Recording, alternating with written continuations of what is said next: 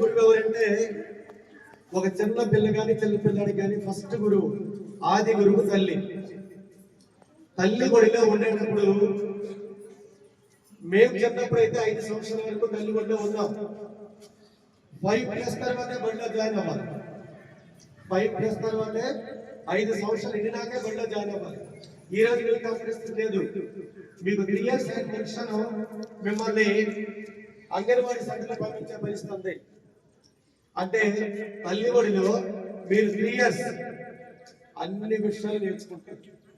ఎలా నడవాలి, సింపుల్ గా చెప్పాలంటే ఎలా పాలు తాగాలి, అవన్నీ కూడా తల్లే నేర్చుకుంటుంది.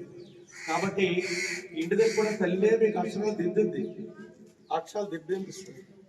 హోంవర్క్ ఇచ్చిన ఇంటికి వచ్చినాకే ఇలా రాయాలి నాన్న అని అమ్మాయి చెప్తుంది. కాబట్టి ఫస్ట్ గురువు తల్లి. ఇక రెండో గురువు తండ్రి. మీకు చేపించకపోయినా మీ అందరికి అన్ని కార్యక్రమాలు చేసేది తండ్రి. తన కష్టాన్ని మీరు గమనించలేరు. తండ్రి కష్టం ఏంటి? ఇంటిని శుభ్రంగా చూడాలి.